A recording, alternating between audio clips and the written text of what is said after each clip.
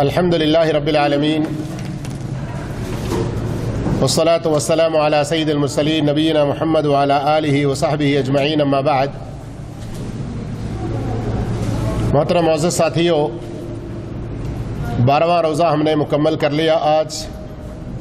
اللہ رب العالمین اس کو بھی شرف قبولیت عطا فرمائے۔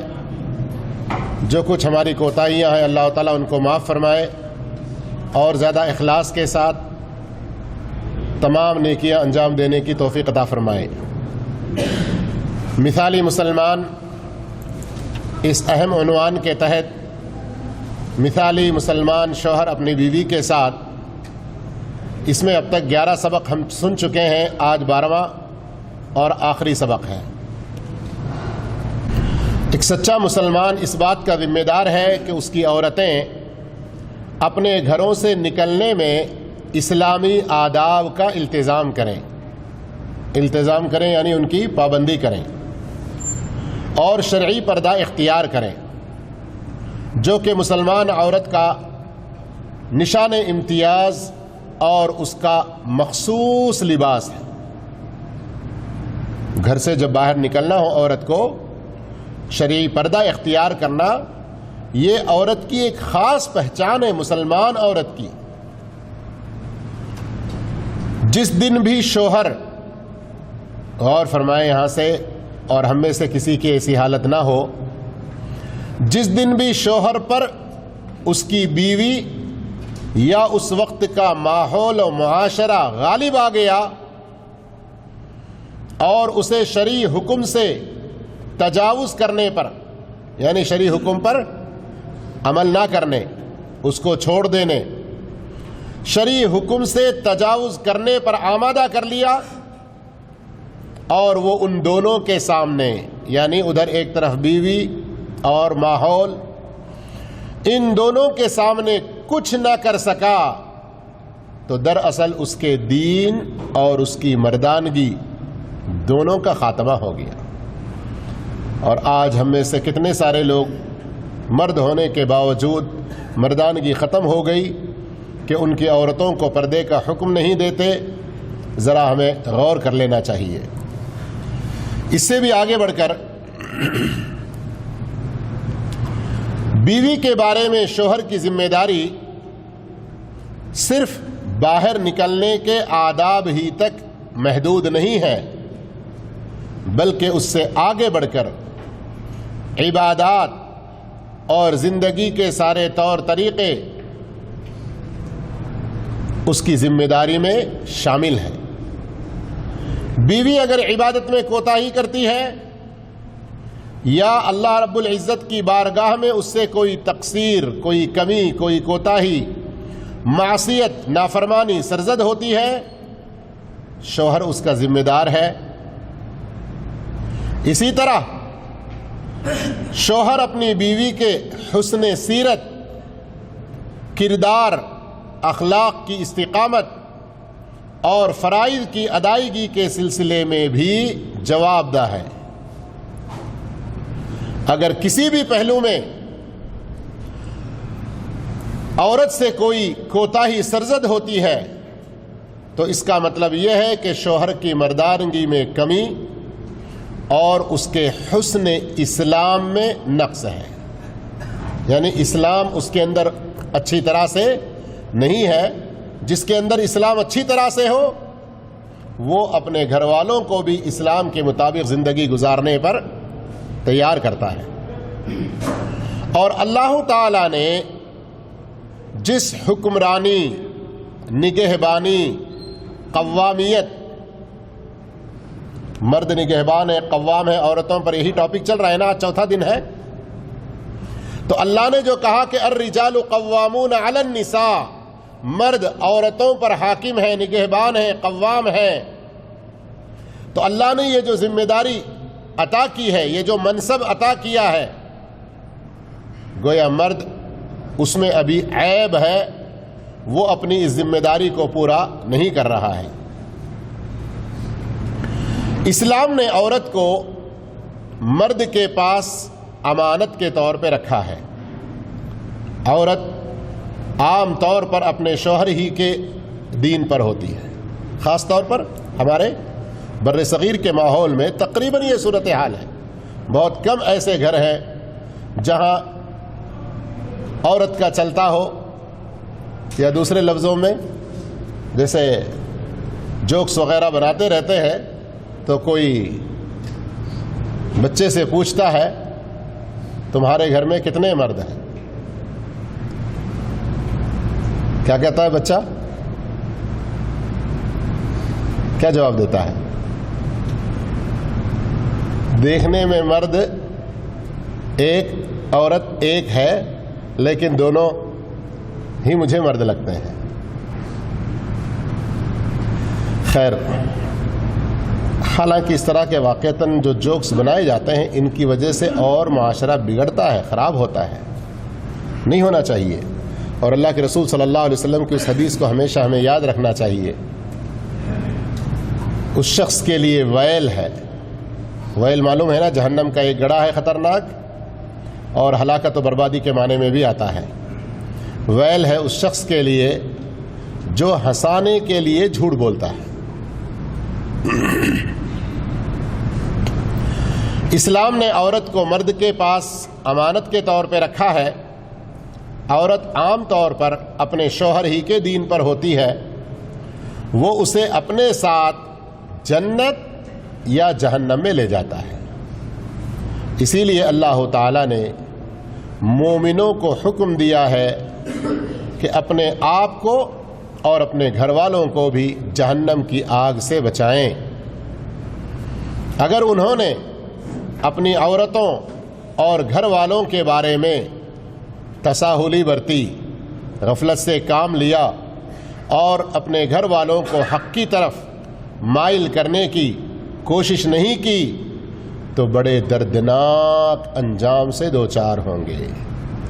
قرآن کریم نے اس انجام کا اتنا خوفناک اور بھیانک نقشہ کھینچا ہے کہ اس کی شدت سے دل لرز جاتے ہیں اور اس کی ہولناکی سے سر چکراتے ہیں. قرآن کا اثر جن پر ہوتا ہے، جو جہنم سے ڈرتے ہیں، یقیناً ان کے دلوں پر لرزہ طاری ہوتا ہے. غور کیجیے سورہ تحریم کی یہ آیت نمبر 6 ہے. اللہ رب العالمین فرماتا ہے یا ایھا الذین آمنوا قوا انفسکم واہلیکم نارا. اللہ تعالیٰ فرماتا ہے سورہ تحریم میں، اے ایمان والو، بچاؤ اپنے آپ کو اور اپنے اہل و عیال کو اس آگ سے جس کا ایندھن پتھر اور انسان ہوں گے. اللہ اکبر. ایندھن جانتے ہیں نا، جس سے آگ جلائی جاتی ہے، بھڑکائی جاتی ہے، فیول جسے انگلش میں کہتے ہیں.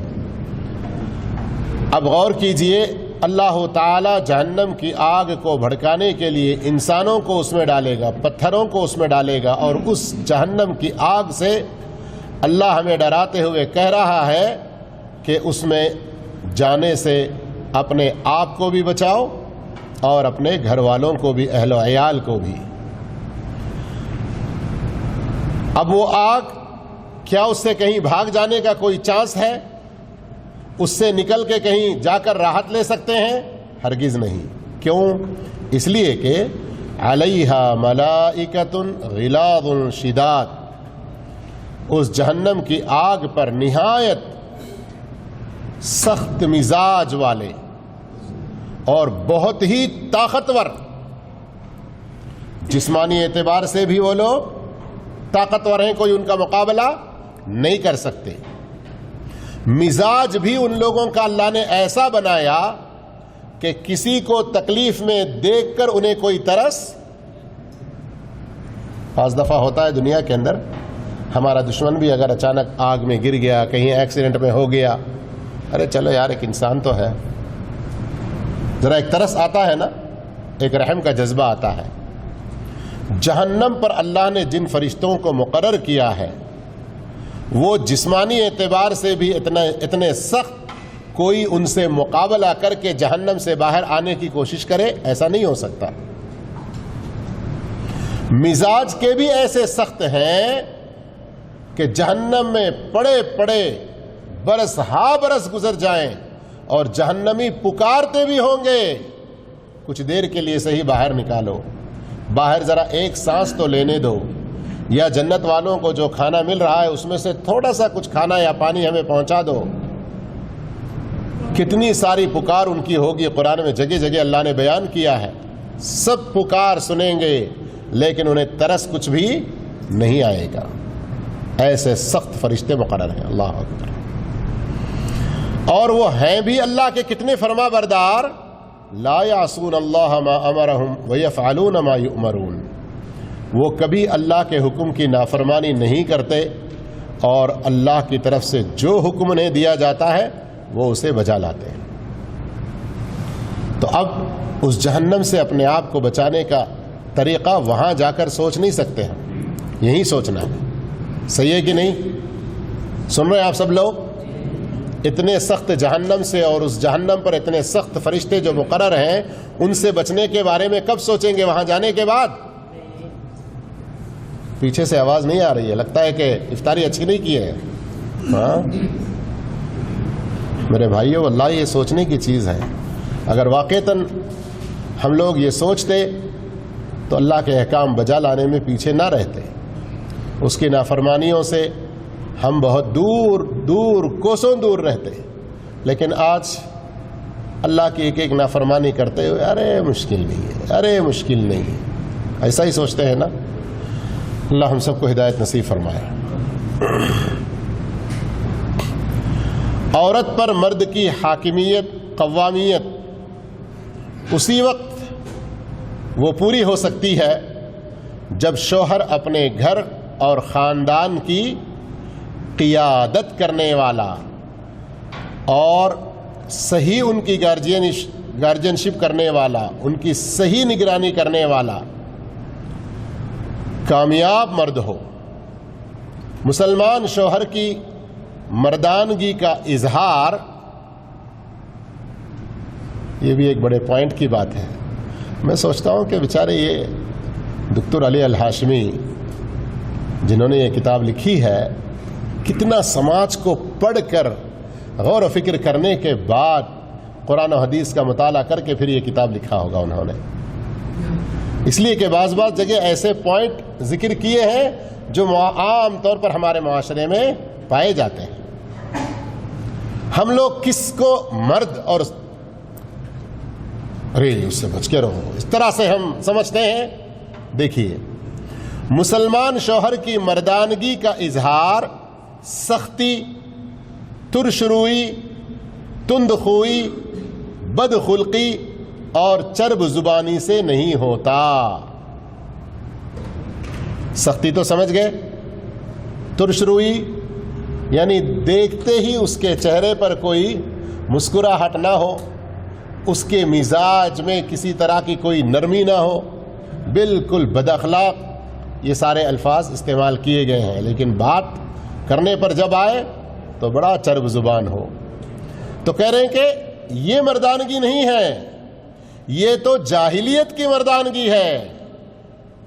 اسلام میں مردانگی کے خصائص ہیں قوت والا, پرکشش اور محبوب شخصیت, بلند پاکیزہ اخلاق, حلم و بردباری, عفو درگزر, اللہ کے قائم کردہ حقوق کا پاس و لحاظ, خاندان کے تمام افراد پر احکام الہی کو نافذ کرنے والا, خیر کی طرف ماہرانہ اور سنجیدانہ قیادت کا حامل, فضول خرچی یا بخیلی کے بجائے سخاوت اور انفاق, دانائی, شعور و احساس, دنیا و آخرت میں ذمہ داری کا احساس, اور مسلمان گھرانے کو جس مثالی حالت میں رہنا چاہیے اس کا ادراک کرنے والا ہی اسلام میں حقیقی مرد ہے. یہ ہیں وہ صفات جنہیں اسلام حقیقی مسلمان میں پیدا کرنا چاہتا ہے. ہم تمام کو بھی چاہیے کہ اس کا اہتمام کریں. اللہ مجھے آپ کو سب کو اس کی نیک توفیق عطا فرمائے. اب اتنے سارے اچھے اخلاق، کئی چیزوں کا ذکر ہوا نا، قوی ہو، پرکشش ہو، محبوب شخصیت، بلند پاکیزہ اخلاق، حلم و بردباری، عفو و درگزر، اور یہ سب کیسے آئیں گے؟ یہ سب ہم مردوں میں کیسے آئیں گے؟ ٹک ٹاک دیکھنے سے نہیں آئیں گے، شیئر چاٹ کے ویڈیوز زیادہ دیکھنے سے نہیں آئیں گے، یوٹیوب فیس بک پہ ایک کے بعد ایک کلپ کا نظارہ کرتے رہنے سے نہیں آئیں گے۔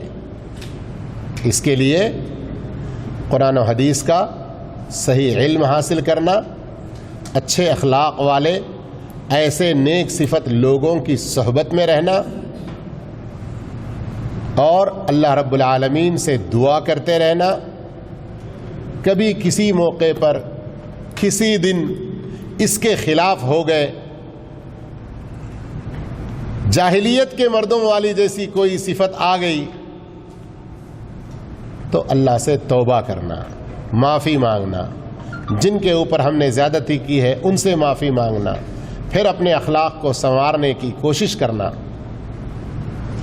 اللہ کے رسول صلی اللہ علیہ وسلم ایک موقع پہ فرماتے ہیں، ان اللہ قسم اخلاقکم کما قسم ارزاقکم، اور کما قال علیہ التسلیم، بے شک اللہ رب العالمین نے تمہارے درمیان اخلاق کو ویسے ہی تقسیم کیا ہے جیسے اس نے تمہارے درمیان روزی تقسیم کی ہے۔